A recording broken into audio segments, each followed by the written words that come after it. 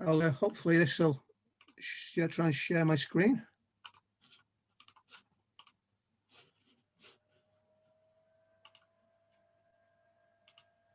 So hopefully everyone should be able to see that. There is a way you can reduce the people appearing at the side using the icons at the top, so you get the whole, the whole PowerPoint on screen. Like Phil said, this sort of presentation is quite a lot involved in outdoor qualifications. And just to give you an example, I attended a webinar session like this during the COVID lockdowns over winter, which was just about one of the winter mountain leader qualifications. And that lasted for 2 hours, and it was just purely about one qualification. So we're not going to go into any massive detail, really. This will just be a very, very basic overview of the different qualifications, a little look into a few aspects of them. And if anyone is interested in knowing more, then I've downloaded lots of handbooks, and I can send people links where you can do some more research in your own time. What I would say about the session is I'll try to do it objectively. So it's not about trying to put people off doing these, and it's not about trying to make them sound all lovely and sunshine, because they are, at the end of the day, national governing body, outdoor industry, professionally accredited qualifications. So these are what the people that do it for a living have, and they require a lot of time, a lot of commitment, and that's not just the cost financially,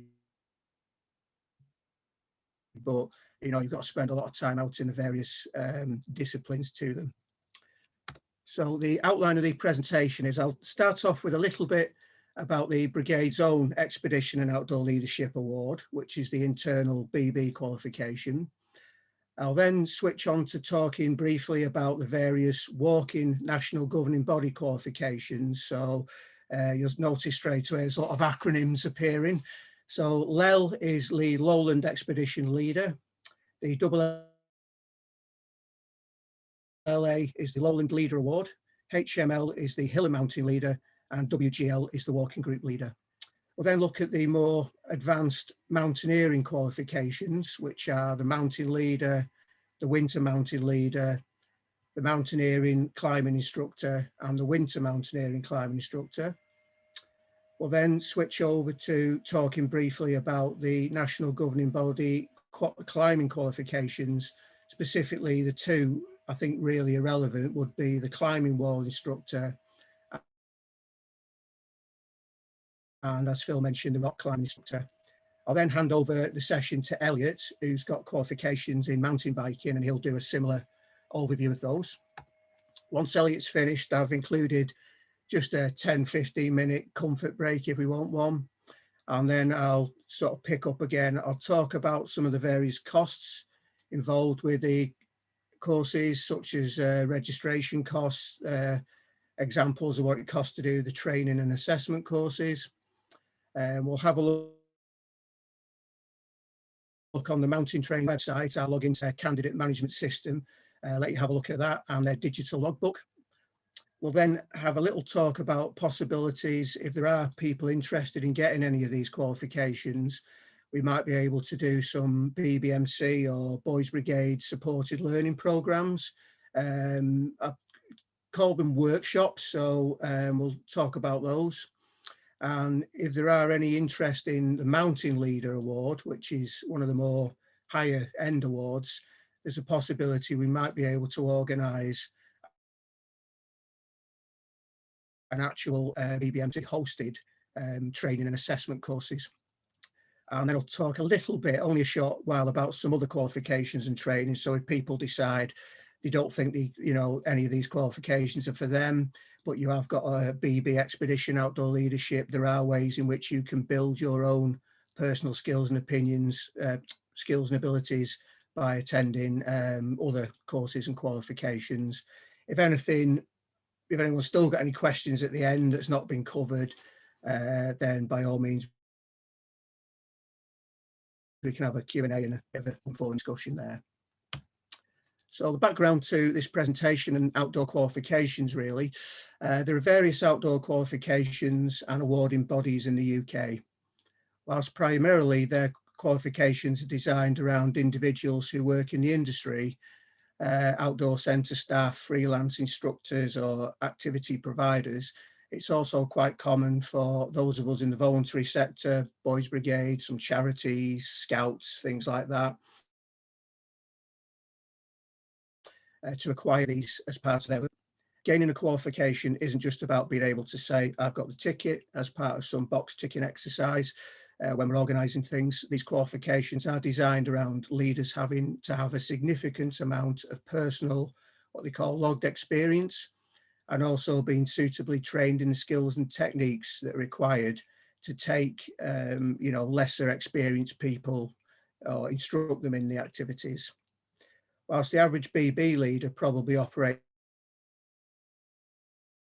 well within the scope of the Brigade Expedition Outdoor Leadership Award in terms of BB or DV expeditions and general, outdoor country walking, the BBMC has and continues to strive to offer BB leaders and young people in the brigade an opportunity to participate in some more challenging outdoor adventurous activities such as mountain walks with scrambles, indoor and outdoor climbing. These are all well outside the scope of the brigade's EOL. So anyone that wants to lead, supervise or instruct those needs to hold a national governing body qualification. It's also possible as BB leaders, if your young people wanted to do climbing as part of their DV physical activity, it's handy for you to know what qualifications, if you are sending them to an indoor wall or you're going to get a freelance instructor in to deliver it for you, it's always good to know a little bit about what qualifications enable you to do at different levels. So the BB Expedition Outdoor Leadership, or the EOL Awards, these were introduced into the brigade, I believe, in the early 1990s. That was around the time I was a young pup in a Boys Brigade company. And I was, I believe at the time we had something called Get the Credit. And one of the awards for the adventure badge was you could do expeditions and mountaineering. And the EOLs were designed, I think, primarily around those, as well as being allowed for DV expeditions. It's specifically designed for the work we do in the Boys Brigade. So it's a very basic level qualification. Certainly they're nowhere near mountaineering qualifications in any way, shape or form. And there are some restrictions to how you can operate if you do have an EOL. So the three levels that they come at are known as basic, standard and advanced. So the basic level is typically awarded to a BB leader who's either successfully completed their gold DV expedition or they've undertaken the training in the 7 modules of the EOL regulation. So that's stuff like campcraft, navigation, group leadership, clothing, equipment, things like that. The holders of the basic are able to instruct or train young people in expedition or outdoor skills in a classroom or theory environment. So typically on your BB company night, or if you have a set sort of evening separately where you may do DV training, you can, train them in expedition skills. You can also lead a group on what's called supported walks, but you have to have somebody with you who's fully qualified. So if you're in standard terrain, somebody in that group has to be qualified at standard level. If it's advanced terrain, you need to have somebody backing you up who's got an EOL advanced. So you may lead the group, but they're there just in the background to make sure everything's done okay. You get the basic by just applying to brigade headquarters, sending them your logbooks and details of your relevant previous experience. The 2 other awards are standard and advanced, and to get both of those, you either need to hold a recognised national governing body qualification or you have to attend an assessment run by the Boys Brigade. For the last few years in England and Wales, it's been mainly myself that's been delivering the assessments up to the advanced level. David Allen, the DV manager, he runs a standard level assessment down in the Hampshire Way, New Forest area. The standard level is basically the sort of minimum BB qualification for any expeditions as part of the brigade's own awards, so Queen's Badge, and DV expeditions at the bronze and silver levels only. You can also lead BB groups typically in what you would regard as maybe lowland or hill and moorland terrain, certainly what, terrain that you're familiar with and comfortable in. The advanced is the sort of highest level of the EOLs. It's for the minimum qualification for D&V gold expeditions in the Boys Brigade. And if you are going to take your young people out into any wild country areas, wild country as designated by the D&V, then you need that qualification. It excludes any steep grounds like mountain ridges, rock outcrops, anything exposed. You just avoid it. You don't do any like river crossings or anything like that. And you're also expected to operate within your own abilities and your own limits. So yes, an EOL advance may enable you to take a group of young people in Boys Brigade into the Highlands of Scotland, but if you yourself have never ever been to Scotland, you don't know what it's like up there, then that wouldn't be appropriate. You should be going up there yourself first, getting familiar with the terrain, sussing it all out, making a judgment whether what you're planning to do is appropriate. The other thing that's worth noting with the expedition outdoor leaderships is BB leaders do have some scope as to how they operate in the BB with the EOL. So like I say, based on your own personal skills, your own experience and your own abilities. So like I just said, if you've never been to Scotland, don't just take a group up there. If you've never done anything in the lakes or Snowdonia, don't just take a group up there. The brigade does expect you to, use what they call SMJ, which is sound mountain judgment, operate within your limits. There's also two sort of types of BB EOL leader I've come across in my time in the brigade. There are some who they just get an EOL because they want to be able to do D&V expeditions with their company. They'll do the minimum amount of training required to get them through the assessment. Once they've got a standard or advanced, they will do the minimum amount required to keep that qualification active. And at the end of the scale, there are some of the people I've come across in the BBMC who you could say are out and out mountaineers. They do a lot in summer, in winter conditions, all over the country, wild camping. They've done climbing, scrambling. They've done stuff in the Alps. They've attended lots of other navigation training, things like that. So you can certainly enhance your own abilities while still being, within the scope of the EOLs.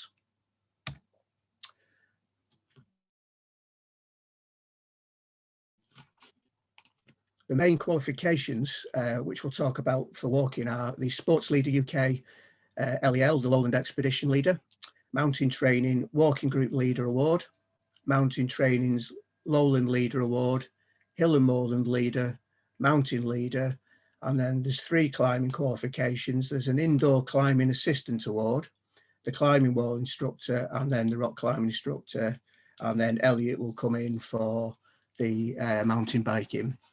I put a little mark against the Lowland Leader and the Hill and Moorland Leader. The reason for that is those 2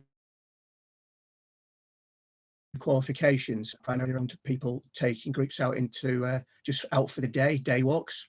If you are going to do anything with an overnight expedition such as D&V, then there's a separate 2-day module which you have to do, which we'll talk about that as well. And an important point to just to raise with these qualifications is the Boys Brigade says you must satisfy yourself as an expedition outdoor leader that your own first aid knowledge and skills are sufficient.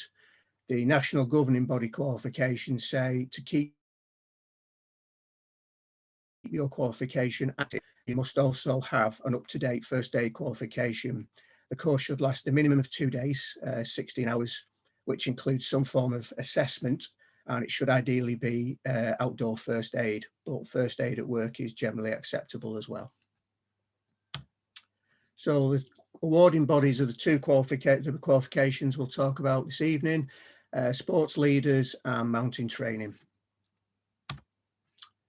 So the Sports Leader UK Lowland Expedition Leader has 2 levels, level 2 and level 3.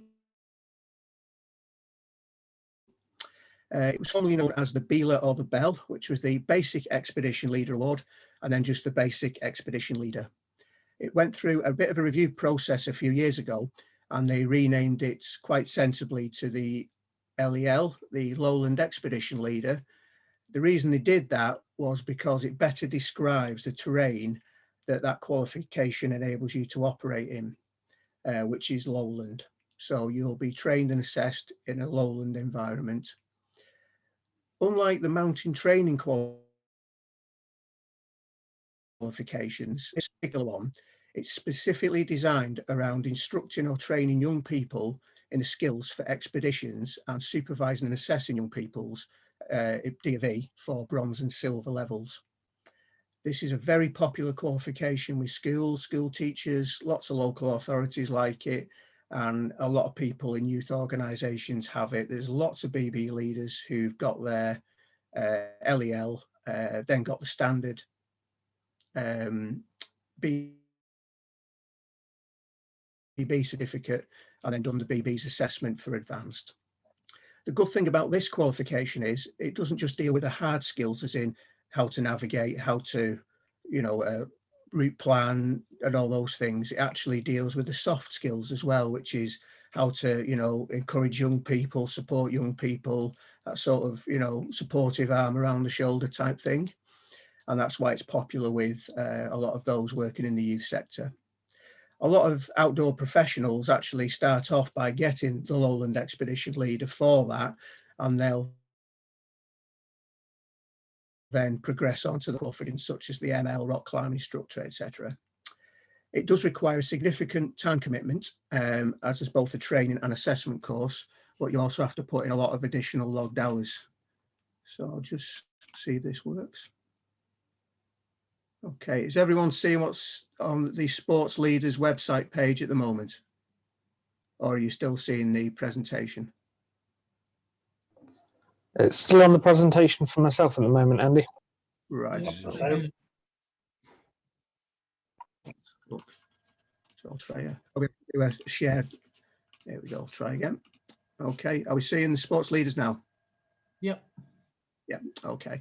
So this is the link to the Sports Leaders UK page. It just tells you a lot about the qualification, 2 levels there. So look, so you can download the information. I've actually downloaded their sort of candidate handbooks and information material, but everything you'll need to know is how to register for it. There's obviously got a lot of other awards and qualifications as well. Let's bring that back up. Now, Dave Mayle, who most people, I believe, would have heard of in BB, Dave runs an outdoor business called Chase Training Solutions.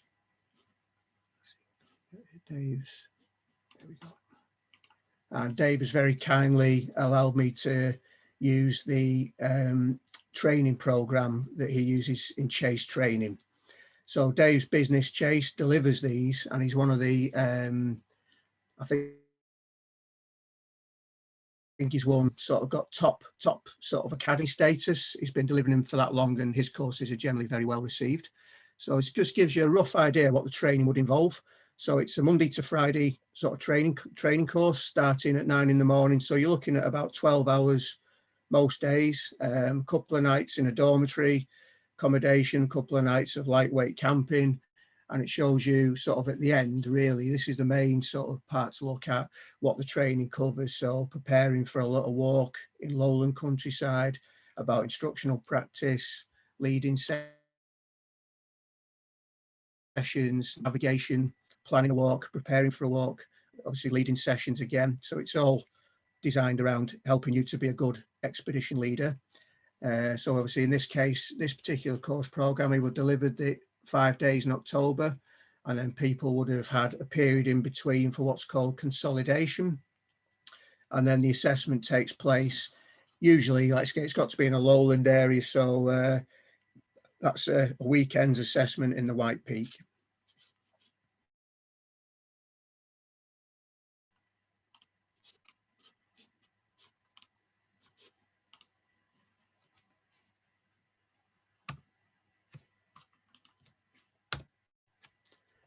Okay, we'll now move on to the mountain training qualifications. So the Walking Group Leader Award, the WGL, it's actually no longer a part of the Mountain Training Association's course programme. However, it still remains a valid outdoor qualification for anyone that qualified as a walking leader, provided that they continue to maintain their logged experience. So initially I got the Walking Group Leader Award, and when they sort of ceased to use it, I received a letter saying it would still remain a valid qualification in its own right, and I was also awarded the Hill and Moorland Leader as a WGL holder. So it was replaced by the Lowland Leader and the Hill and Moorland Leader qualifications, but essentially the Walking Group Leader was always regarded as being a mountain leader qualification without the need to do any camping. And of course, it didn't cover any steep ground or river crossings. So it was more about avoidance rather than having to negotiate that sort of terrain, which are generally part of the mountain leader. The terrain operated was primarily outside of the main UK mountainous areas. So typically what's known as hill or moorland, fell, down, that sort of area. Usually never too far from habitation or help in the event of any issues or emergencies. So you're never too far from a farm or a village or a car park or a main road, you know, sort of thing. It can be used for all levels of the Duke of Edinburgh Award, and it's subject to the terrain. So if you're in the Lakes, Snowdonia or Scotland, then that's generally regarded as being outside of the remit of the Walking Group Leader, and you're into mountain leader terrain. So it's sort of, you could operate within North Wales, the Clwyd, for example, but not in the Snowdonia area itself. So the Lowland Leader Award, or the LLA, so it's quite a basic level qualification. It's sort of the mountain training's attempt at trying to sort of match the Lowland Expedition Leader from Sports UK. So the qualification is designed for people who wish to lead groups on day walks in lowland, countryside and woodland in summer conditions. So pretty much everywhere in the UK and Ireland is made up of this type of terrain. So you'll never be short of places to go walking. It's, you know, it's what we generally get out locally, nice fields, pastures, wooded areas, things like that. For those wishing to include overnight expeditions, so if you did decide to do this qualification towards D&V, then obviously you'd need to do the 2-day expedition module, which must also take into account, you know, the LEL assessment. So I'll bring up, hoped it might have worked by doing it this way, but I'll have to sort of stop sharing and resharing. So this is the relevant part of the mountain training website devoted to the Lowland Leader. So it's the same for most of the qualifications, as we'll quickly flick through. You can download the candidate handbook, skills checklists, point you to a reference book and some frequently asked questions. It tells you a little bit about the qualification. So you must be at least 17. You've got to have an interest in leading groups in lowland countryside. Tells you how to register. So the cost of registration is mentioned there. That's the handbook. It also tells you what the requirements will be at training. So in this case, it's a 2-day training course. You have to have logged a minimum of 10, what they call walks in various lowland terrain. Consolidation period gives you an idea what you're expected between training, and then it also tells you what's required at the assessment level. So before you book onto your assessment, it tells you obviously you've got to be 18, you've got to have done the training, you've got to be fully au fait with the syllabus. They will ask you questions about the award when you're on it. And it says you must have logged a minimum of 20 walks in lowland countryside and physically attended a first aid course, 2 days long. I would also sort of probably, whilst we're just starting on these, when you mention a minimum number of either quality lowland days, quality hill days, quality mountain days, or a number of, you know, indoor climbs at a particular grade or an outdoor climb at a particular grade, they are the absolute bare minimum that you must have done before you can attend training and assessment. Throughout my time doing these qualifications and attending webinars with all these various outdoor people, everybody says, don't just do the minimum, do at least double the minimum.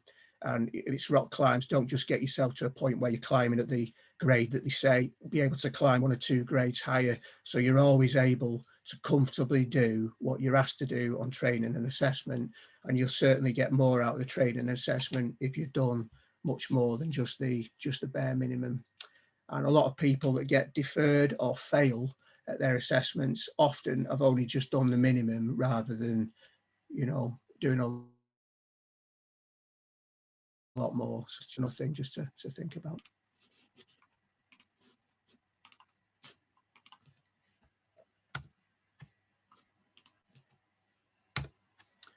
Okay, the Hill and Moorland Leader Award, or the HML. Hill and Moorland Leader is a qualification which is regarded as really succeeding the walking group leader, although it's primarily around leading day walks in terrain regarded as hill and moorland. So typically where I live, Lancashire, Forest, the Bowlands, an area of natural beauty, it's hill and moorland terrain. North Pennines, South Pennines, West Pennines, the Yorkshire Dales, the Howgill Fells, Dartmoor, Exmoor, probably the Brecon Beacons. They're the general areas which are regarded as sort of hilly or moorland.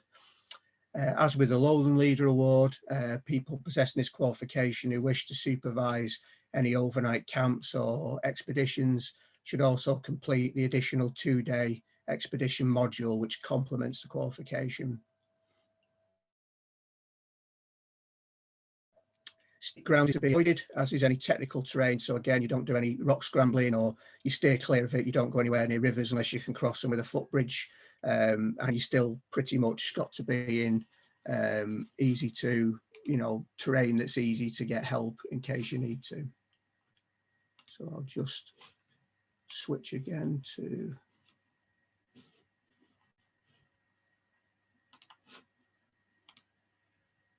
Okay, so this is the page from Mountain Training that talks about the Moorland Leader. So this is about getting away from the paths and sort of perhaps getting a little bit more off the beaten track than what you would do with a Lowland Leader. So again, you can download the handbook, checklists and everything else. Tells you a little bit about, you know, what you need to have done before you can register for it. So to get started, you need to be at least 18. You've been at least a year's worth of experience in hill walking. Should have an interest in leading groups in the hills. Got to be a member of British Mountaineering Council, which I'll touch on that later on. The training requirements are you should be registered and you should have done a minimum of 20 quality hill walking days. What's defined as a quality hill walking day is explained in the candidate handbook, but you've usually got to be out for 5 hours and not be doing the same walk all the time. You know, you should have navigation, different weathers. You could be the leader of the group, you could be a member of the group, you might be out with friends on an equal basis. Consolidation. Again, it's usually the same thing. You're sort of putting into practice what you learn at training.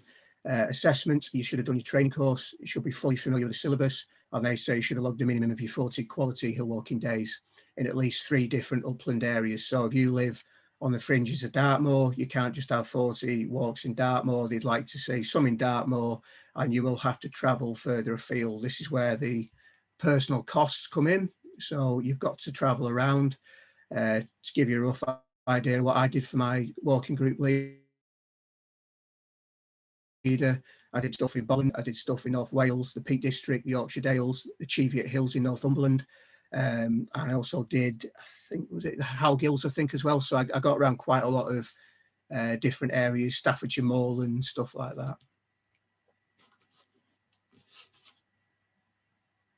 If you get a hill and moorland qualification and you haven't got an EOL already, then the brigade will give you the standard EOL as well for having that.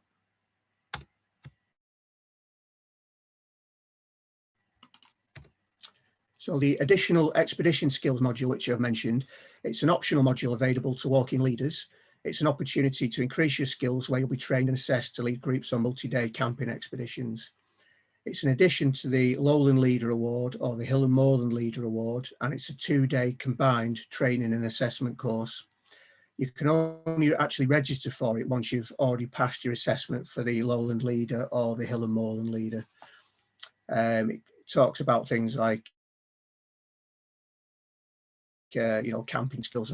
Although you didn't do any wild camping on the walking group leader, you did have to demonstrate a knowledge of camping and youth hostels and things like that, which is why they decided that the walking group leader would remain a qualification in its own right, because it's still somewhere in between a hill and moorland leader and a mountain leader.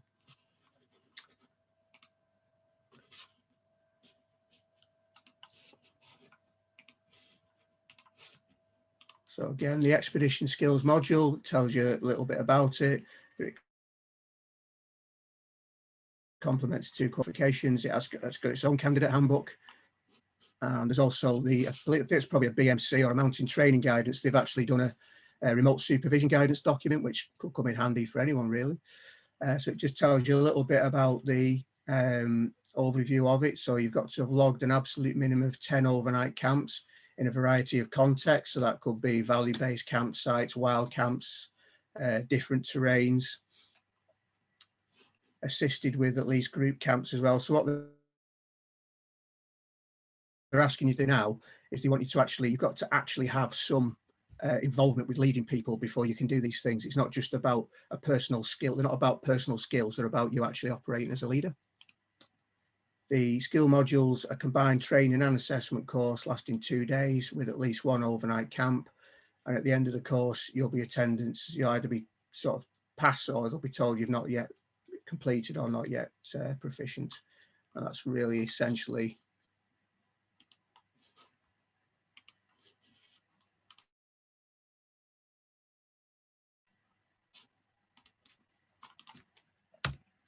So now we're going to move on to these sort of these are probably what you would regard as the higher awards now, which require a lot more time commitment, and they are quite a bit more difficult to get.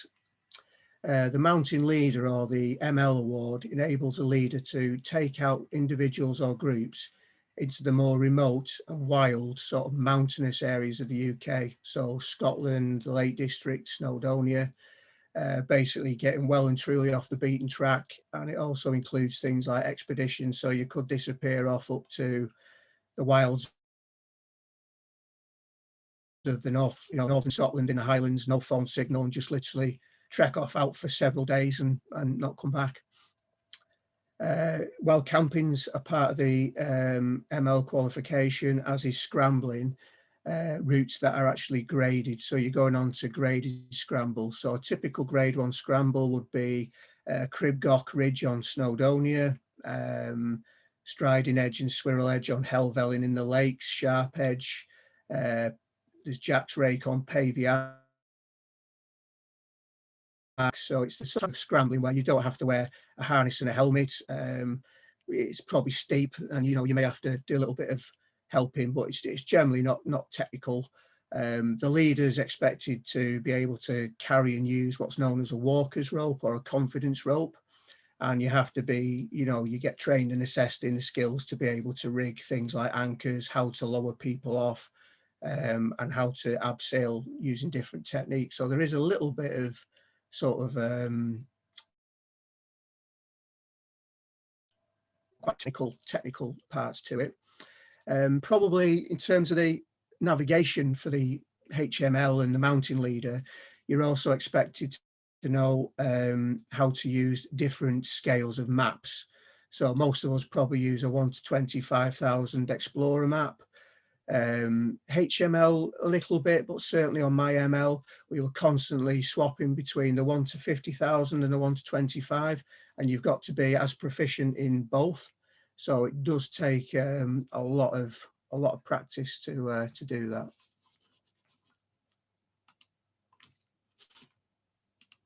Just a quick look at the. So the Mountain Leader program is designed for people who want to sort of get away from, the moorlands and the hills and get out into the mountains. usual things are there. So what it says about getting started, you should be at least 18, have at least a year's worth of experience in mountain walking. So that's not, you know, we're coming away from Dartmoor and hilly areas, you know, a year that includes Lakes, Scotland. The Yorkshire Three Peaks are generally classed as ML terrain, although most of the Yorkshire Dales is hill and moorland. You should have an interest in wanting to lead groups in the mountains as well. You've got to be a member of a mountain council, about mountaineering council. Tells you there what the cost of registration is. So before you can attend a training course, training for the mountain leader lasts for 6 days. So that should give you an idea of, when we look at the lowland leader and the hill and moorland, we're talking 2 or 3 days for training. ML training is 6 days. It includes overnight expeditions and things like that. It should be registered for it, and it says you should have recorded a minimum of 20 quality mountain days, and ideally you like to see them in different areas. You have your consolidation period between training and assessment, and before you do assessment you should have attended training, be fully familiar with the syllabus, have logged a minimum of 40 what they call QMDs, quality mountain days, and they specify you should be in at least 3 different regions. Every single instructor on my ML training and assessment said get at least several trips to Scotland in different areas of Scotland. They like to see that in your logbook. You might have done a bit in Glencoe, a bit in the Cairngorms, and maybe in another one of the Scottish areas, Skye or something like that. And you should have logged at least 8 nights camping, and 4 of those should be at least wild camping. And you should have obviously hold a first aid qualification as well. And the ML assessment lasts for 5 days.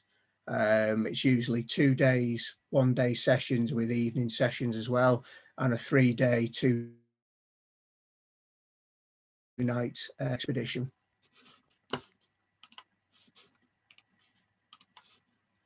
If anyone has got an ML, then the Boys Brigade automatically gives you the advanced EOL, but ML is far leaps and bounds well beyond the normal operating remit of an EOL anyway. So we'll move on now to talk about the indoor climbing qualifications and outdoor climbing qualifications. This is one that I was aware of, but I've only looked into briefly in preparing this presentation. It's a fairly new qualification called the Indoor Climbing Assistant Award. It's designed actually for people who want to support qualified leaders with climbing sessions on artificial structures. So people interested in this are usually things like parents or youth workers, young leaders or teachers. The focus is on assisting with core tasks within a session. So you're not actually responsible, you have no responsibility for leading the session,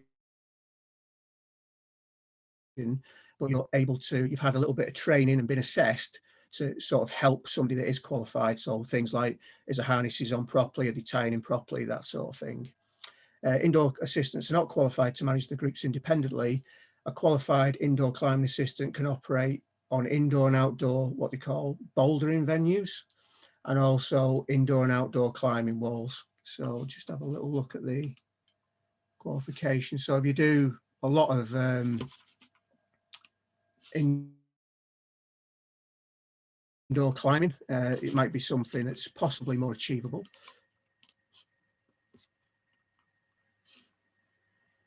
So it tells you there. So you've got to be at least 16 years old before you can start. Have an interest in assisting qualified instructors on indoor climbing walls. Only costs £20 to register for this one compared to some of the others. So training and assessment. So it looks like it's a one day or 2 evening. So it's not a particularly intensive qualifications yet.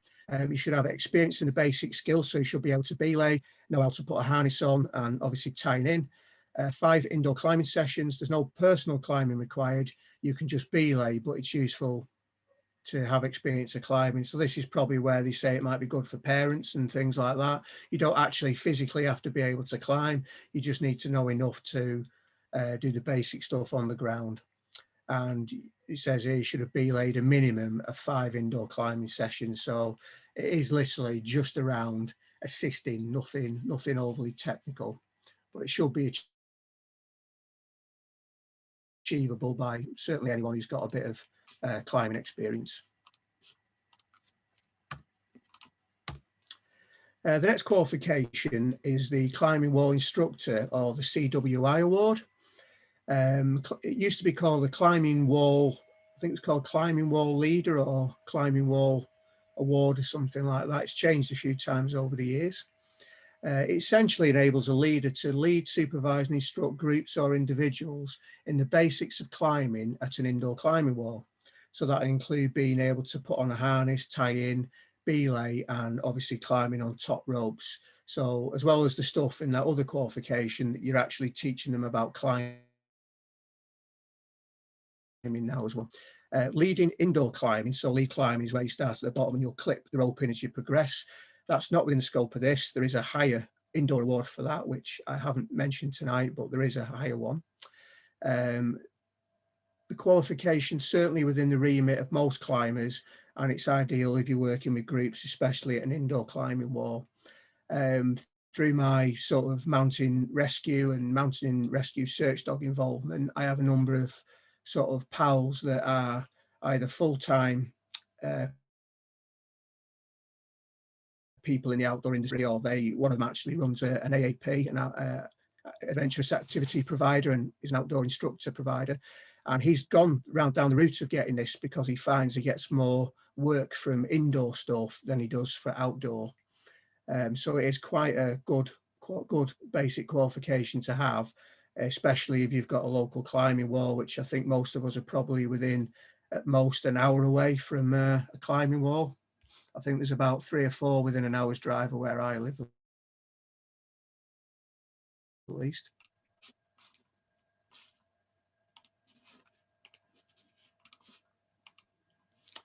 So a climbing wall instructor qualification, usual stuff there, getting started. So you've got to be at least 17 to do it, 18 before you can do assessment. You should have at least 6 months experience of using a variety of climbing walls. You should have an interest in climbing and supervising groups on climbing walls. Should be a member of the Mountaineering Council. Again, £49 to register in. So the training, it's a 2-day course. Before you attend a climbing wall instructor course, you should have registered, understand the wider sport of climbing. So they expect you to have a little bit of knowledge about general rock climbing, things like that. You should have visited at least 3 climbing walls on at least 15 different occasions, and 1 major public wall. I'm not sure what they mean by a major public wall. It might just be, I guess it means a proper sort of climbing wall place rather than maybe just an indoor wall or an outdoor centre or something like that. And it says there you must be able to lead. So lead climb 10 routes at French grade 4. So there's quite a complex grading system for rock climbing, but they want you to have led at least 10 routes at a certain grade. Consolidation, again, that's that period between after your training before assessment. And the assessment course here, so you've got to be at least 18. It doesn't say how long the assessment course is, I don't think. So minimum 6 hours, so it's probably a 1-day assessment. So it says you must have attended a training course, must be familiar with the syllabus again, and they want you to have logged 30 personal climbing visits to at least 3 different climbing walls, and you must have led a minimum of 40 climbs at climbing walls, and you must be confident at leading routes at French grade 4. You must have assisted in the supervision of at least 15 instructed sessions on at least 2 different walls, including a large public facility in context. 5 of these sessions must have personal reflective comments, D-logs, what we'll look at a little bit later on, and physically attended a first aid course. So the interesting thing with the way they've gone with the climbing qualifications is there's a lot more to all of them in terms of getting them. So you've got to actually be able to get actually work with groups of people. You've got to actually get experience of assisting somebody who's actually delivering a session. And if that's only happening 2 or 3 times a year, then it's not going to be necessarily easy for you to get these qualifications.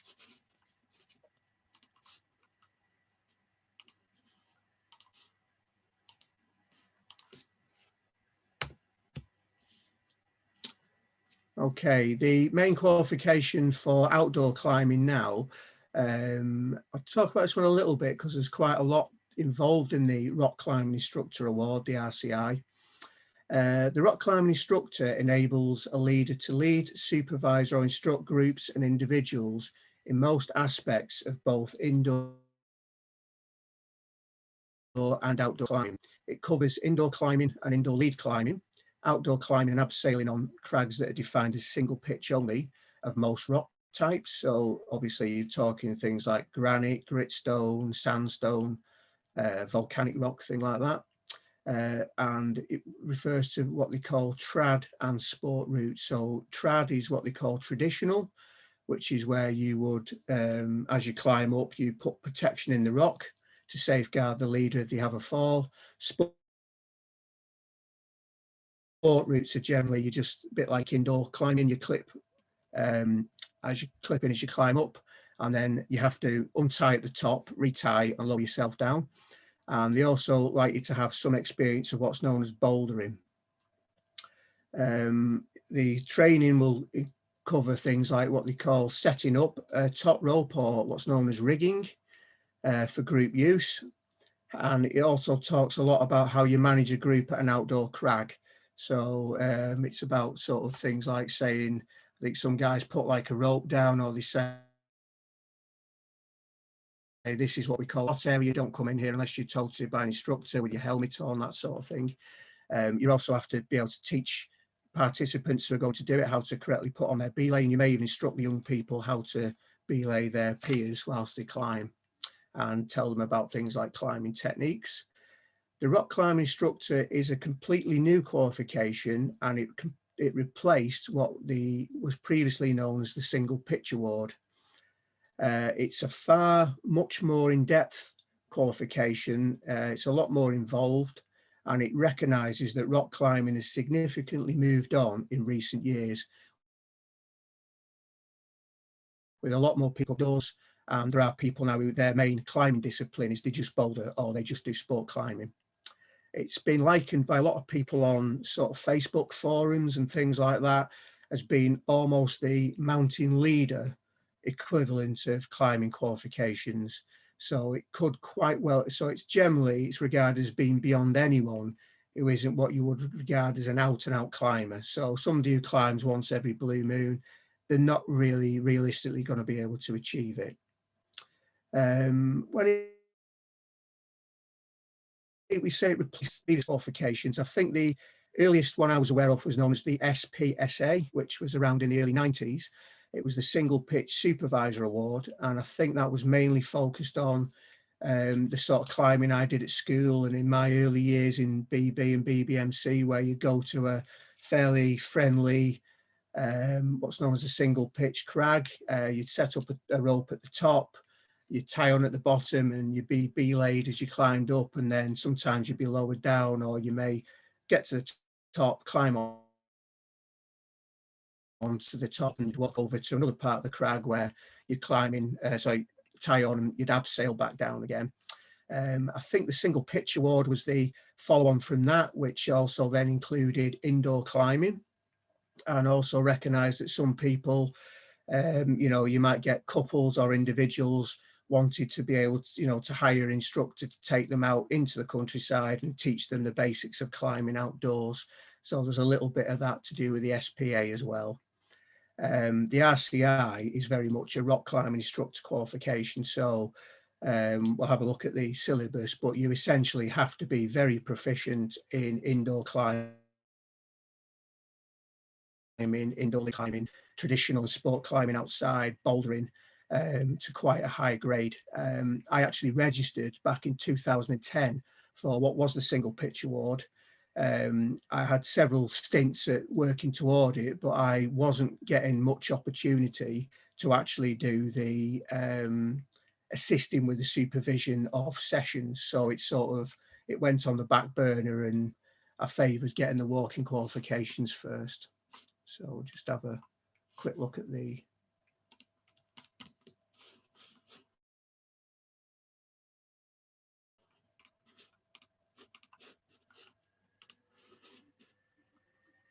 So this is the rock climbing instructor. So the essential start to it, you've got to be at least 18, should have experience of climbing indoors and outdoors, have an interest in climbing and supervision of groups, member of a council. £49 again is the registration fee. Now, before you can attend a training course, so it says training will last for 3 days. You've got to be registered and you must have led 15 routes, which must be graded rock climbs with traditional protection, 15 lead routes at a climbing wall, and 5 lead routes, which must be outdoor bolted sort of sport climbs. So once you've done that, you'll then be accepted on the training course. Again, there'll be a period of consolidation between the two. But the main sort of thing with this, which sort of puts it into perspective of why a lot of people are saying it's sort of like the climbing equivalent of the mountain leader, is when you look at the requirements before assessment. So you must have done a rock climbing instructor training course, must be fully familiar with the syllabus, and it says here you must be competently leading severe graded climbs and outdoor crags with leader place protection. You must have led at least 40 graded rock climbs with traditional protection at a variety of venues, and 20 of those must be severe grade or above. So that could be sandstone, gritstone, different crags in different parts of the country. You must be proficient in the use of climbing walls and have a minimum of 30 climbing wall leads at grade F4 or above, and proficient at outdoor bolted sport climbing and have a minimum of 10 sport climb leads graded F4 or above. And you must have assisted in the supervision of at least 20 instructed sessions. So a session is typically a morning, an afternoon or an evening. These sessions should be at a variety of different venues, again, with at least 10 being on an indoor climbing wall. Something about dialogue there, and obviously have a 2-day first aid, and the RCI assessment is 2 days long. So when you look at everything involved there, in my case, I've never done any bouldering and I've never done any sport climbing. So I found out recently my SPA registration has automatically transferred to this new qualification. I'm looking to restart my rock climbing on a regular basis in the near future. So I am considering definitely progressing this qualification, but it's going to take a bit of time, I think.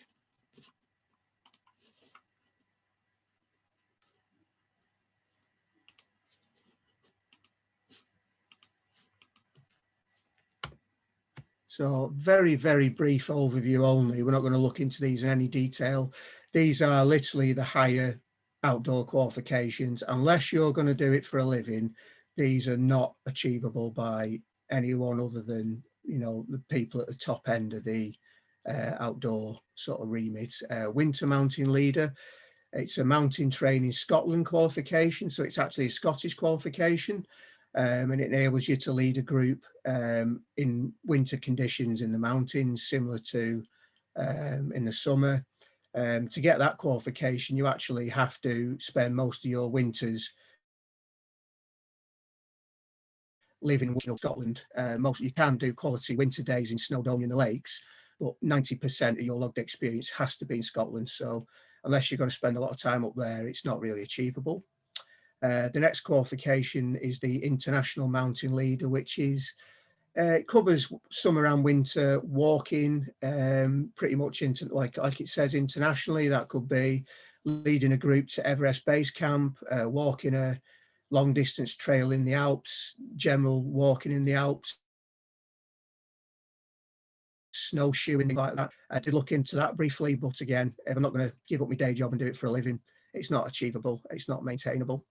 The two highest sort of qualifications in the UK are the mountaineering and climbing instructor and the winter mountaineering and climbing instructor. And they basically cover things like teaching people to lead climb, multi-pitch rock climbing, the harder graded scrambles, so grade 2, grade 3, where you sort of, they're essentially rock climbs really, very exposed. stuff on Ben Nevis, Pinnacle Ridge, things like that. And the winter one is essentially the highest qualification, and that covers all aspects of mountaineering in summer and winter, ice climbing, winter ascents, things like that, multi-pitch climbing in the winter, stuff like that. And the other qualification some people refer to is the IFMGA. So if you want to take people in the Alps up on glaciated terrain and do the big alpine peaks like Mont Blanc, the Matterhorn, things like that, then you need to have this qualification. There is an organisation called British Mountain Guides, and they are sort of British outdoor instructors that have that qualification. But there's information about those there. So what I'll do now is I'll hand over to Elliot Plowman, and he can tell us a little bit about mountain biking before we have a short break.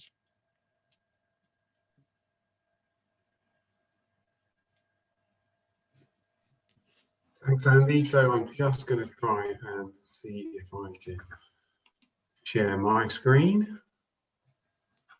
Can I just introduce Elliot? He's a member of the BBMC who has got a level 2 mountain bike leader award, and he's offered to do this part of the presentation. So we're very grateful to Elliot.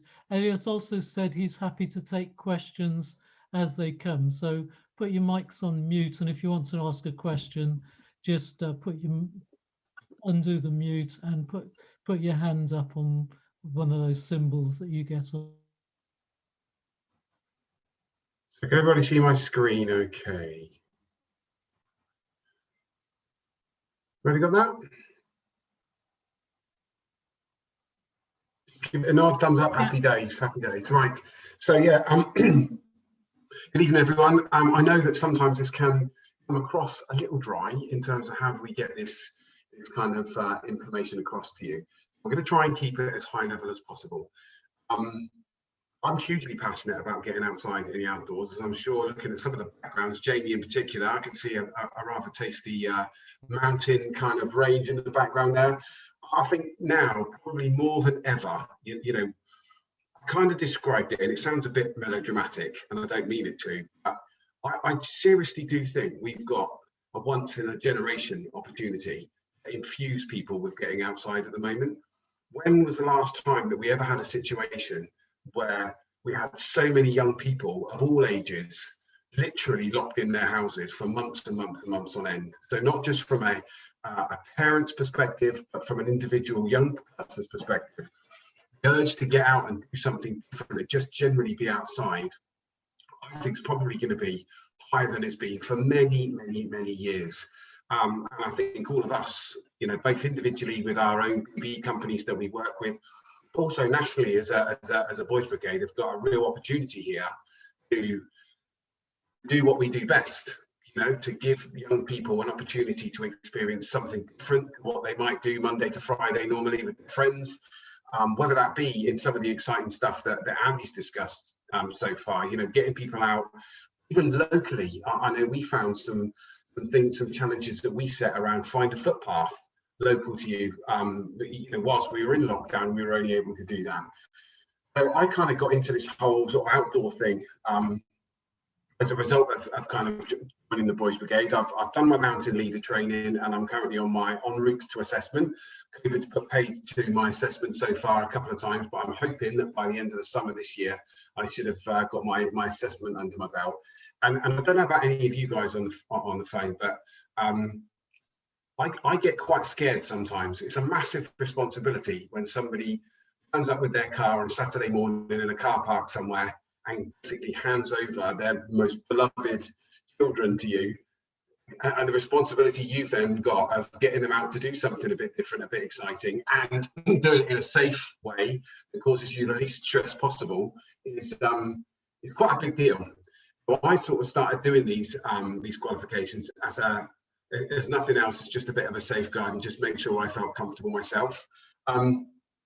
We went out a couple of times and did a DFE expedition with mountain bikes locally in the New Forest, just on the simplest paths possible. And I was amazed at how many incidents it was possible to have in a very, very short period of time. Anything from pedals falling off to somebody rode for about 15 miles with their back wheel rubbing against the frame of their bike, to the point where eventually the tyre popped. And when we picked them up, the conversation was, how did this happen? I don't know, this noise had been going on for the last couple of hours and didn't really know what it was. I thought, right, there's got to be a way of me doing this a bit safer, putting a bit less stress on everybody. So I came across this MyAS course, which is fantastic. It's the Mountain Bike Instructors Award Scheme. Very much like the Mountain Leader Awards or the Mountain Training Awards. It's set at different levels. You get a level 1 if you basically just wanted to be safe, taking young people out on really well-defined paths, immediately accessible, what they call blue forest trails, your local kind of country park where they've got probably a cycle route if you wanted to take your young people out there at one Friday evening or one weekend. That's your BL level 1. You can then move up to Mountain Bike Leader level 2, which gives you a bit more in terms of access to different kinds of terrain. So you can go up anywhere in the UK, with the exception of the mountainous terrain that Andy was calling out. So you probably wouldn't want to be mountain biking up Snowdon or leading a group up. Well, you probably want to be mountain biking up Snowdon, period, actually. But, you know, if you did want to do something a bit more extreme with young people, then you need to be looking at the level 3, and quite often with level 3, certain organisations will also expect you to have an equivalent national governing body, something like the ML or Walking Group Leader, this in addition to the mountain bike level 3. So basically, it depends how adventurous you want to be and how I guess how brave you're feeling with your young people. The course itself is fantastic. I did the mountain bike level 2. It was a 2-day course.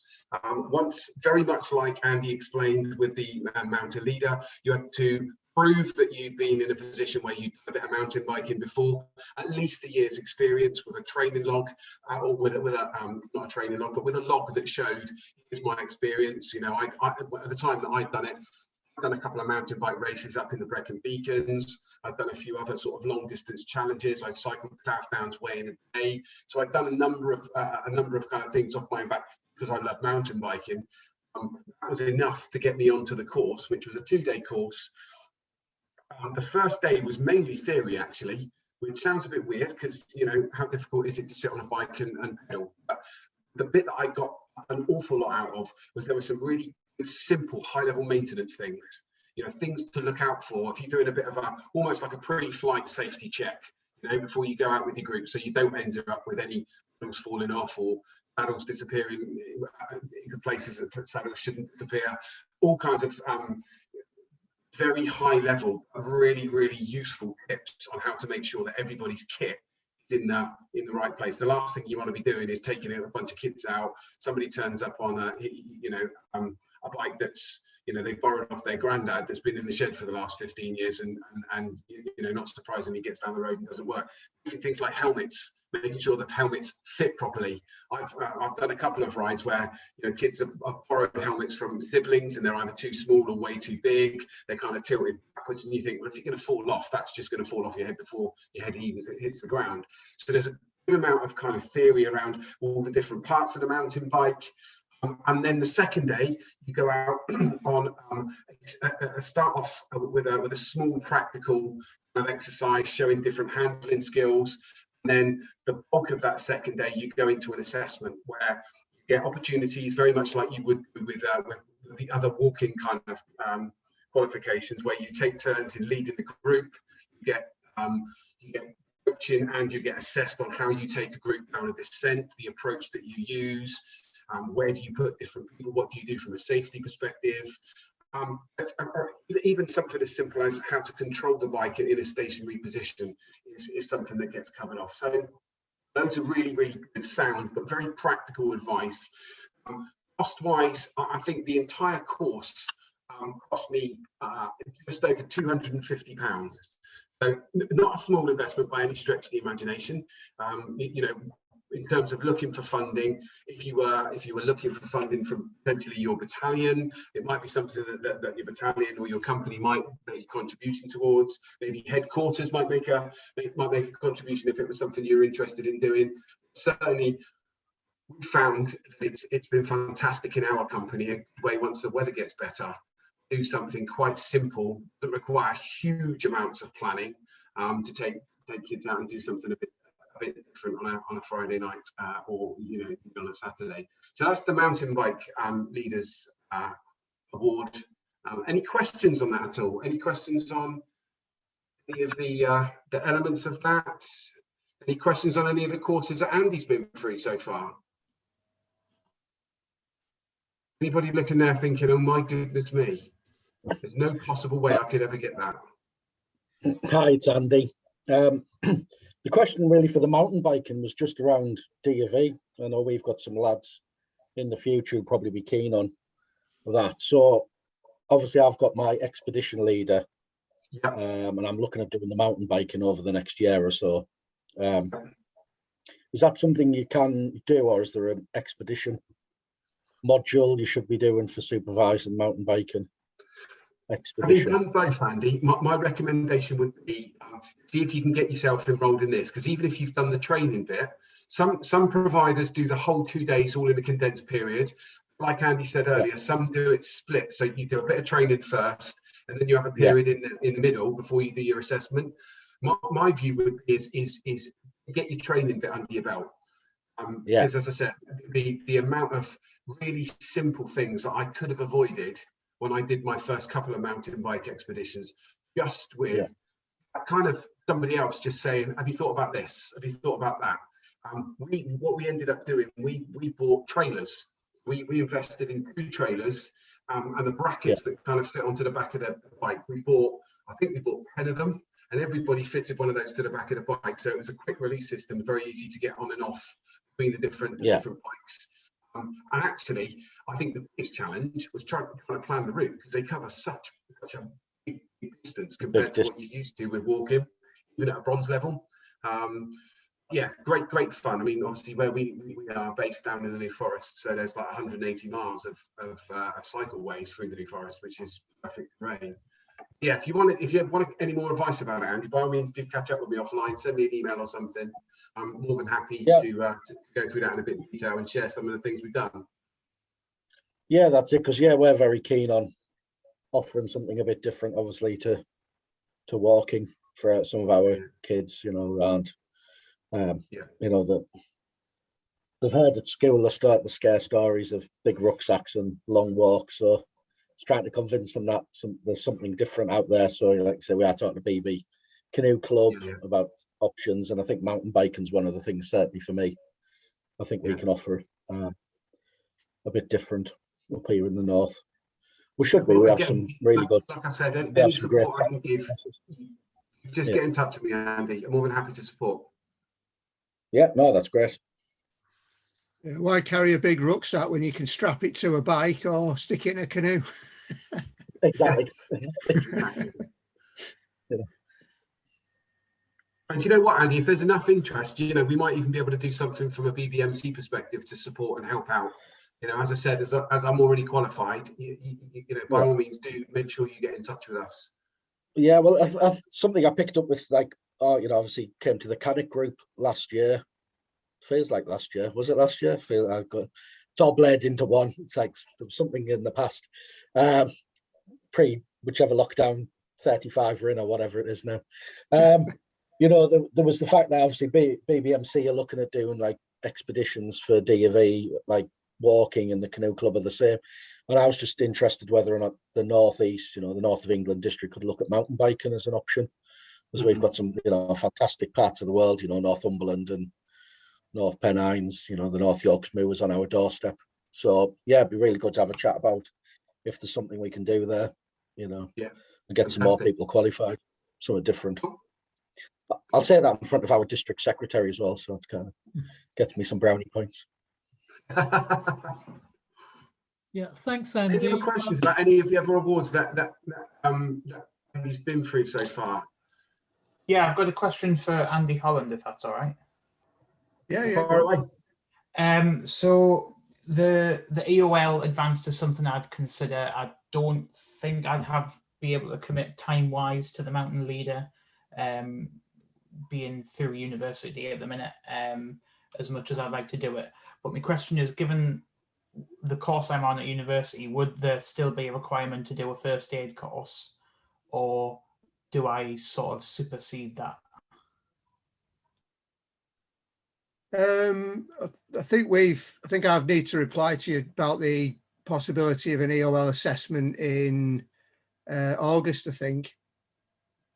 I'm hoping that might be able to go ahead, but Right. yeah, your first aid, if you've done a basic first aid course or you've done some first aid training recently, you just bring a copy of any first aid certificates to the EOL assessment, and I just send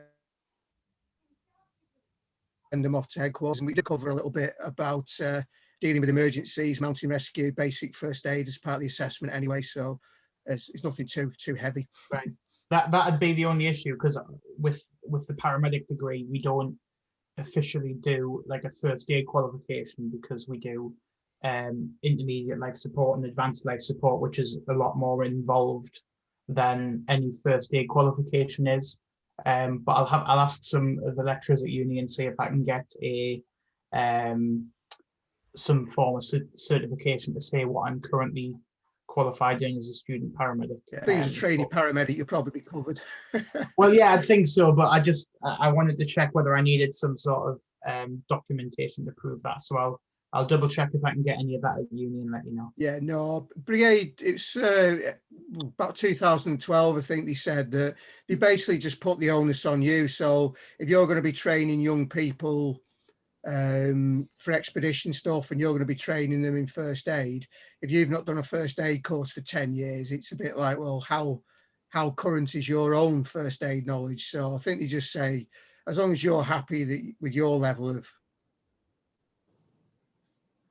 first aid knowledge and training, they're generally happy with that. And we do cover it as best we can at assessment, but it's nothing overly heavy. It's not like a full-blown mountain rescue exercise or anything like that. Okay, all right, thanks a lot. No worries. Can I just say that in the case of first aid qualifications, I understand that you're studying to be a paramedic from what I've just heard, but with the way things have occurred in my life, certainly, is that you'll train for one thing through one organization and then be told a different that it doesn't quite move across. And I've got training in military first aid and military leadership and all the rest of it, and then I go to a company and I say, oh, I'm happy to be the first aider, and they say like, oh yes, your first aid isn't applicable to us. And I was like, well, if I can strap someone's leg together after they've had it blown off, then surely I can kind of put their arm in a tourniquet. And they don't seem to accept that because it's for whatever reason. So I'm not casting any aspersions, but it might be worth checking to make sure that a paramedic. Yeah, that's what I thought, Dan, because I've had a similar situation to that myself. So yeah, I'll double check that with BB headquarters as well and see what they say. But thanks for that. I wouldn't want you to waste your time, kind of thing.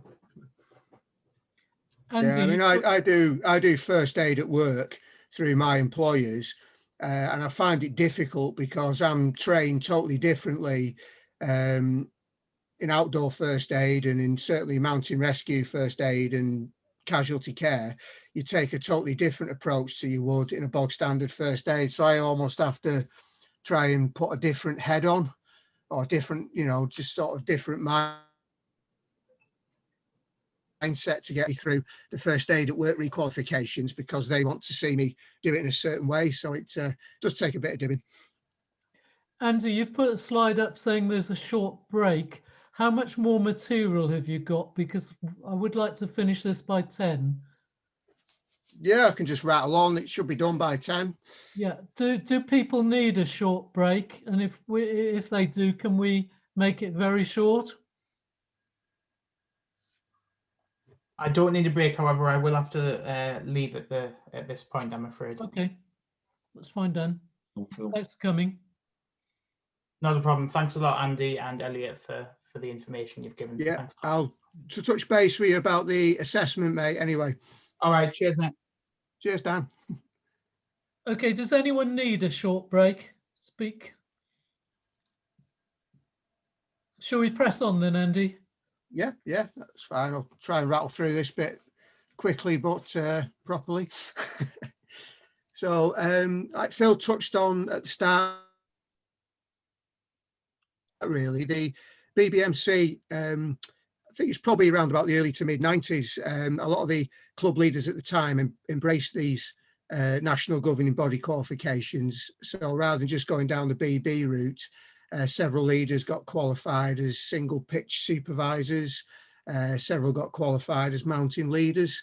But over the years, there obviously haven't been that many. So ideally, the club is looking to try and get more leaders with the ML or climbing wall or rock climbing instructors or mountain bike instructors. So they're sort of the main ones we're looking at, but the other ones, you know, don't devalue those either. We've talked a little bit about what they cover, what they enable you to do. What I thought we'd do is just have a bit of a discussion on the actual costs of doing these. So I'll put excluding personal costs.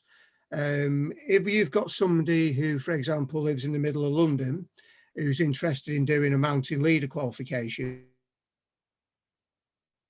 and they've got to rack up 20, 30, 40 quality mountain days, then as well as paying to go on an official training and assessment course, they're going to have to spend a lot of time and money getting up to Scotland, Snowdonia, the Lake District, you know, getting the experience. So there is a personal cost. And this is mainly just focusing on the actual cost of doing them. Sports Leader UK, I think you're probably looking at somewhere in the region of maybe around £350, £400 to do a Lowland Expedition Leader qualification. I definitely, if anyone is interested in doing that, it's the one that is primarily aimed at D&V and working with young people. So I cannot recommend that highly enough. The price will probably include your assessment and the training course. The prices vary depending on what people offer. So, you know, take into account whether, you know, are you just paying for them to deliver the training, or does it include any accommodation, meals, transport, things like that. Mountain training qualifications are slightly more complex. They, if you're not already a member of the British Mountaineering Council, Mountaineering Council of Scotland, or Mountaineering Council of Ireland, you'll have to join one of those organisations to be able to register. So currently, what do we look at? So BMC membership is for under 27s is £12 a year, and it's round about £20 a year for an individual adult member.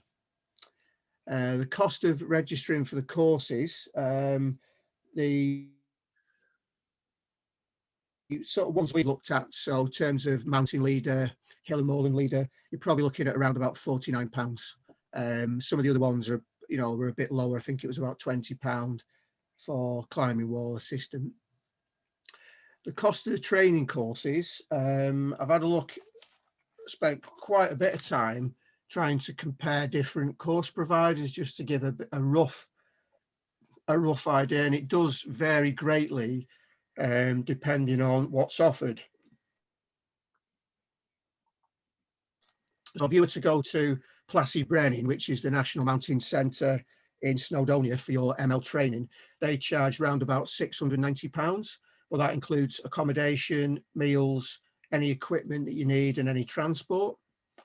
Some friends of mine who run a business in Snowdonia, they provide MLs and they charge £350, but they don't include any accommodation, any meals, any equipment, or any transport. So that's purely for them to train or assess you. You'll have to pay accommodation on top of that, as well as transport, meals, car parking, things of that nature. So there is a, you know, sometimes it's better to pay a bit more for everything that's included. Typical costs for ML assessment, you're looking at, again, Plassie Brenin with everything included, around about £713 for a 5-day course. Snowdonia Mountain Skills, who don't include any of the above, they charge £340 for ML assessment.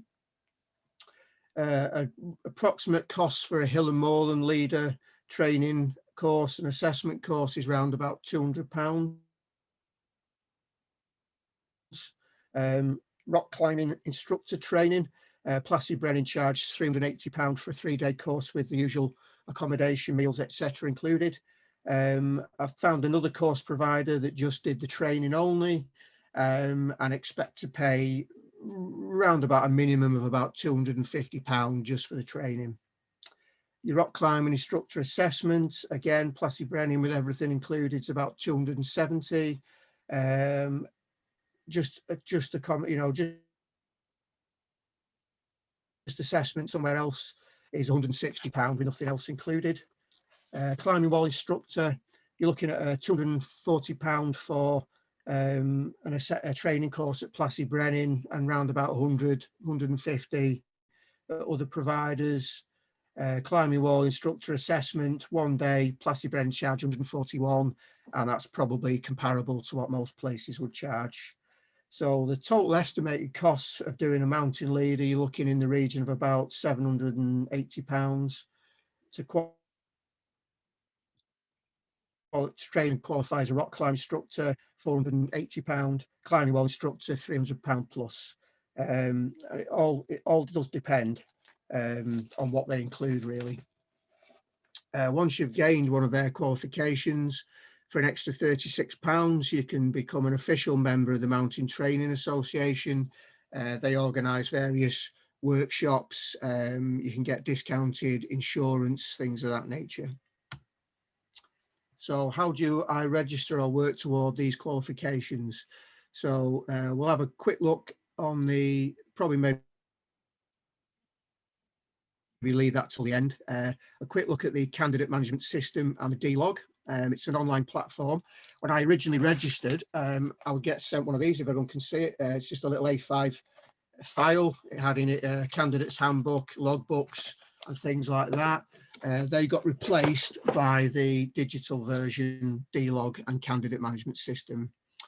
There's a term you'll also hear that says CPD. That essentially means continued professional development. So that means once you've got a qualification, you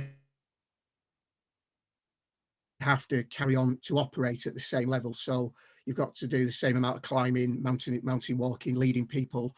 And they also expect you to get a certain number of what they call CPD points. Typically that could be if you attend a ML refresher or rock climbing instructor refresher course, you may get 2 points. If you attend an hour's online webinar, you might get half a point, things of that nature. So if anyone is interested in getting any of these, there may be the possibility of some BBMC and BB supported learning. So there's several ways in which the club and the brigade generally could support leaders interested in gaining some of these qualifications. We could do a further webinars like tonight, but focus specifically on one qualification. So instead of quickly skirting through a lot of them, we could focus just on the ML, just on the rock climbing instructor, for example, go into them in a bit more detail. Potential for maybe applying for some grant funding toward the cost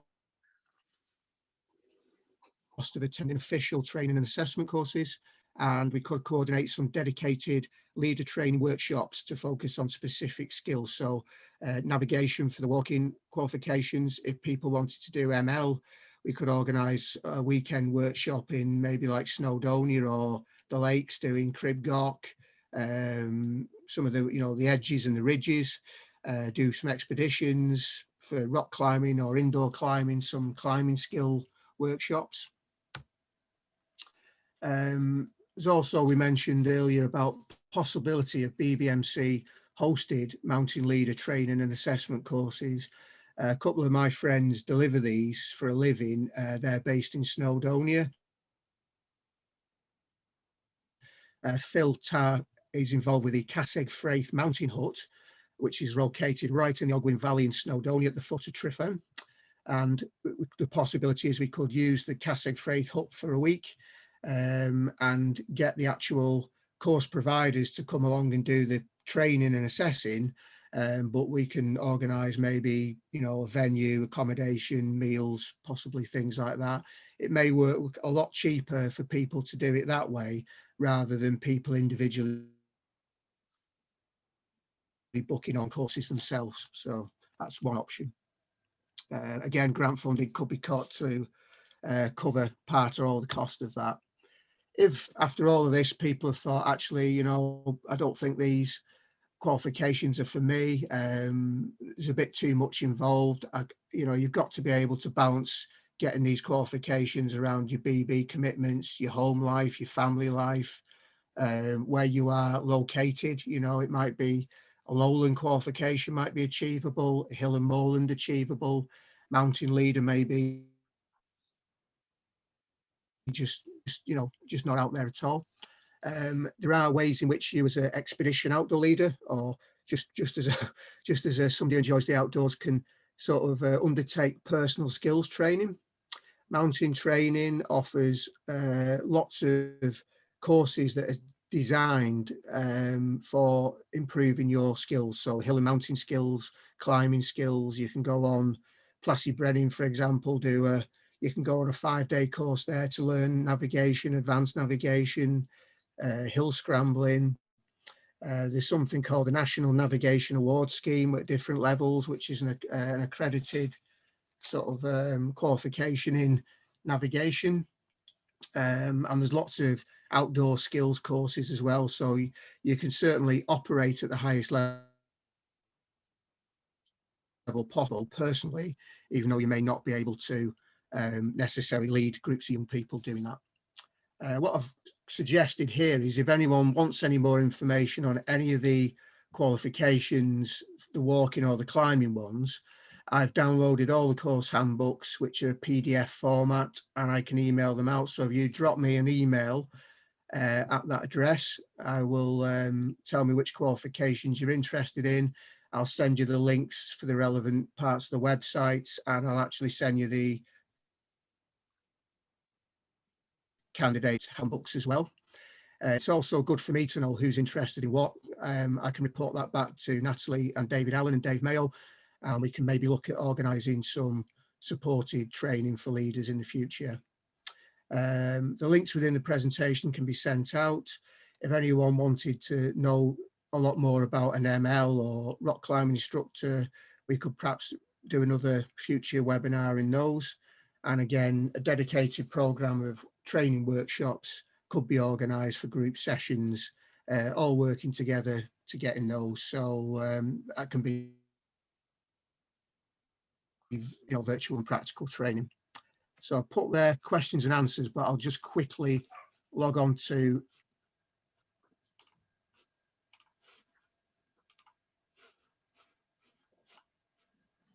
so can everyone see this screen at the moment? Yeah, that's good. Right. So this is my got the right password. Yeah.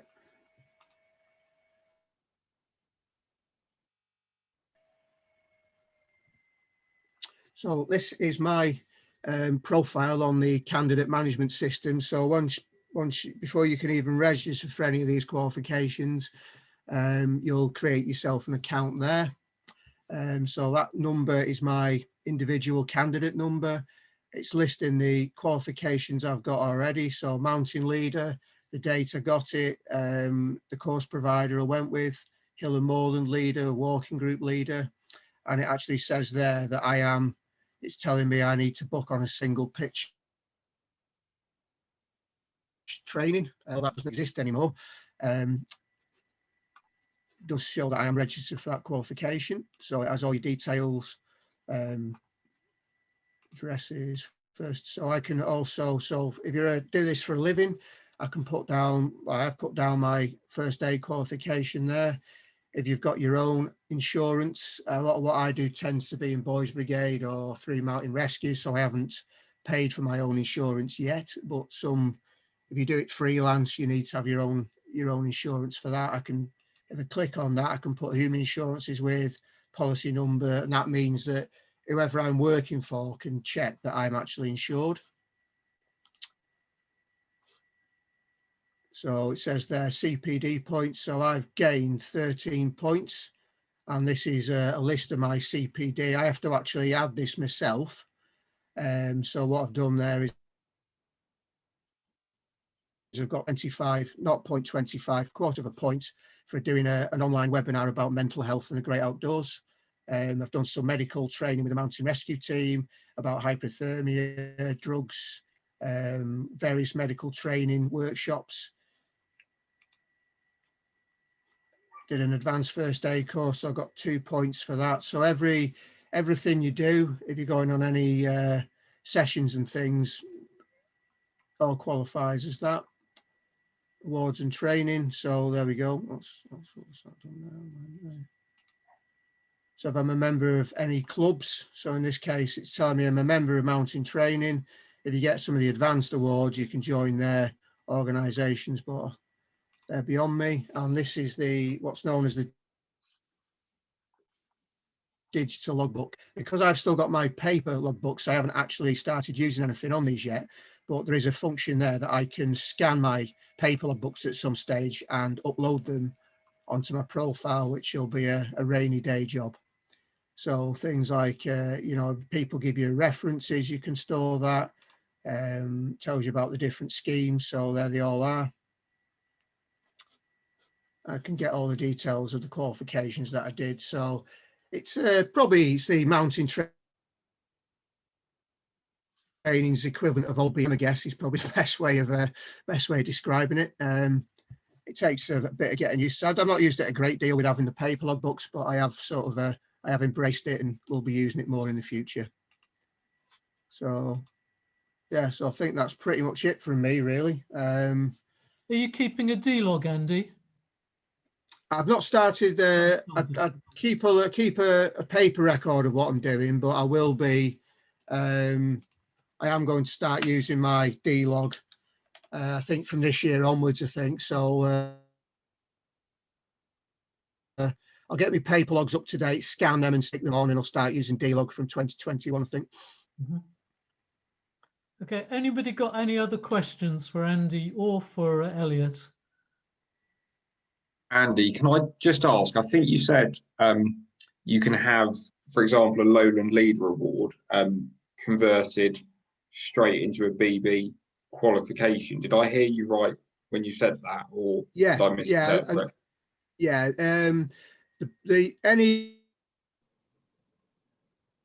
All these national governing body qualifications are, I won't say they're not better, but they are sort of slightly more involved than the Brigade EOL. So if you've got a Lowland Leader Award or Lowland Expedition Leader or Hill and Moorland Leader, the Brigade will automatically give you their standard level qualification. So there are a lot of BB leaders who've got a Lowland Expedition Leader, got standard, so they've been able to do bronze and silver, and then I've assessed them.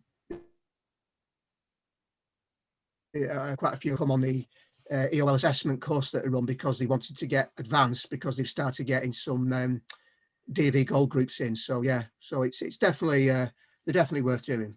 And how do you go about doing that? Because I had a bit of a falling out with headquarters who reckoned that wasn't a thing to have it converted from one to the other. It's actually, there's an expedition application form on the Brigade website that says you apply for. When I applied for the basic qualification in 2009, I sent my logged experience at that point and a photocopy of my walking group leader registration, and they sent me the basics. So yeah, you just send you would just send them a certificate to say, I've done my Lowland Leader Award, I'd like to apply for the Brigade standard, and you shouldn't need to do assessment for that. So as long as it's only the standard you're applying for, it's absolutely fine. It's probably, okay. I think there's a lot of different people necessarily at headquarters. If they've asked me or Dave Mayo or David Allen, would have probably clarified it. Okay, I'll have a go, and I might get in touch with you if I struggle. Have you got, which one have you got, Nick? So I've got the Lowland Leader Award with the Expedition Skills module, separately. Right. So if you've got Lowland Leader Award with the expedition module, then they should give you the standard brigade expedition outdoor leader. Okay, cool. Thank you. Good luck with That's that. fine. Sorry, Andy, it's just one from myself, Jamie. As Elliot mentioned, the background, that's down the road from me, west coast of Scotland. So looking at the mountain leader course is obviously going to be quite essential for me to take out particularly the company and senior section in my local company. So it's more a case of if there is an opportunity to have a webinar that's a much more in-depth look into mountain leader, or if there's possibility to get involved with BBMC in terms of some supported learning and opportunities to build that experience to go for that training. It's something I'd definitely be interested in looking at if that's possible. Yeah, no, that's fine. I can do a sort of more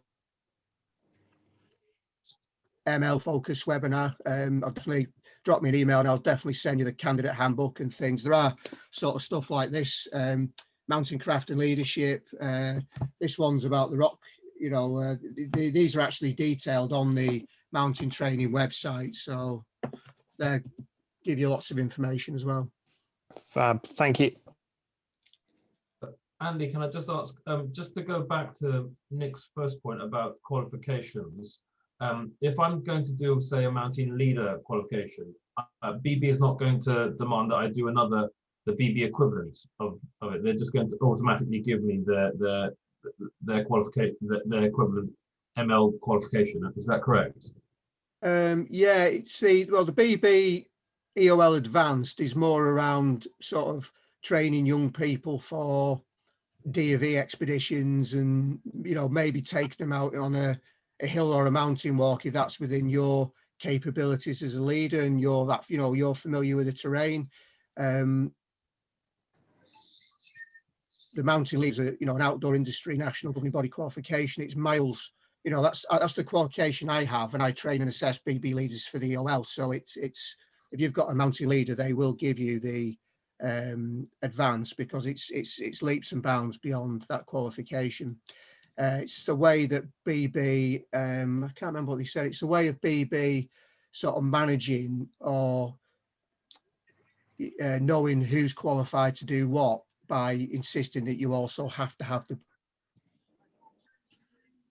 brigade certificate or the brigade qualification as well. So one of the BBMC leaders a number of years ago, he had his ML, but he didn't have an expedition outdoor leadership. So he just sent a copy of his ML off with his logged experience, and they automatically gave him the expedition outdoor leader advanced. It's just a way of keeping track of who's qualified, that's all. No, that's fine. It's I'm sure, as you appreciate, and we're all busy people, and I don't want to be doing two courses that are exactly the same and reinventing the wheel. So if I can do one and be qualified on another and get those automatically, then that's actually very helpful. Yeah, I mean, obviously I think BB looks at for leaders to have done the equivalent of one expedition a year to keep an expedition outdoor leadership valid. It's whereas mountain leader, they look at you sort of continuing to get out into these areas and these environments. So it's a lot more. There's a lot more to them, but they are definitely worth getting. Okay. I think the EOL, the brigade EOL, is much more achievable, and probably from a practical point of view of busy company officers, leaders, it's much the better thing to do, I would have thought. I mean, unless you're actually in your own personal time mountaineering and rock climbing, I think it's an ML is very difficult to achieve, and also the rock climbing instructor is difficult to achieve. I think people would be far more advised to actually try and get an EOL, and that will deal with the most of the stuff you're likely to want to do with young people anyway. Maybe the indoor climbing instructor is a useful one. That would be my opinion anyway. If you want to do something that a little bit more adventurous, as Jamie mentioned earlier on, well, that's what we're here for. That's why there's a mountaineering club. You know, really, you know, there's expertise within the club that can set up specific events if need be. We are looking at doing a bit of a launch event on the 25th of September this year, or a relaunch event. So the 25th of September this year, that date in your diaries. There'll be another webinar closer to summer, just before we go into the summer break, just to refresh everybody's memories and give you a bit more in-depth information around what that looks like. But essentially what we're looking to do is kind of kick off the next session in September with an event, with a kind of a dual running event, one up north and one in the Brecon Beacons. So we're trying to make it as accessible as possible, as many companies as possible, get out and simultaneously have two groups out on the mountains for the day to get a little bit of a kickstart to the session. You know, hopefully by that point, Chris will have smiled greatly on us, and we'll all be back to some degree of normality. So we'll be less fearful about cramming into minibuses and all that kind of good stuff. Yeah, so just keep your eyes peeled for more information from us over the course of the next few weeks. We're just trying to finalise the final details to put together a bit of an intro video and you guys together on a webinar again, just to say that this is what the event's going to be. We're trying to think of a theme for the day, and you know, get effectively two groups of people at least. We might even do a third session dependent on, or a third location dependent on availability. So that'll be your first taster of being able to get back out again, and it'll be a really good thing to see as many of you on the call today as possible, in your companies and your battalions infused and involved. Thanks, Elliot. What I would want as a BB leader, I've got advanced, I've done ML training, I've done loads of DFE, but there's no sort of ongoing refresher training type sort of stuff. Sort of like once you've done your qualification, you want a bit of refresher training. So that's the sort of thing that I would be interested in. You know, a little weekend in North Wales doing some refresher training on stuff. Well, that'd sort be of my sort of unofficial, I think, title at the moment with BB England and Wales is I'm sort of the expedition advisor with Dave Mayo, David Allen, but I'm also the sort of England and Wales EOL trainer assessor. And Natalie was quite keen that I put together a sort of a more robust program for EOL training. So there's 4 courses hopefully being offered. COVID scuppered it a little bit, but I'm hoping to run an EOL training course every year or twice a year, depending on demand. EOL assessment course, I've got possibly 2 running this year. And I'm also looking at 2 new courses.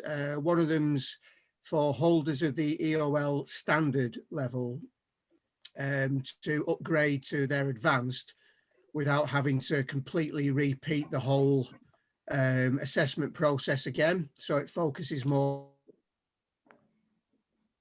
on the being in a wild country environment rather than having to do everything. And one of the courses is an EOL skills refresher, which is essentially just going to be a workshop weekend focusing on just upgrading or just refreshing people's skills, navigation, leadership, things of that nature. So I think you can pre-register interest. I think Tim has. I've had some correspondence with him, but if anyone is interested, the information on those should be on the BB website.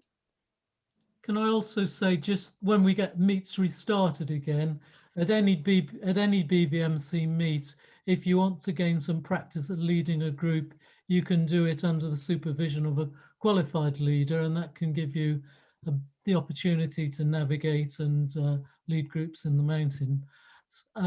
Some of you aren't on our mailing list, so I would encourage you to join our mailing list. You can do it from the website under the Join Us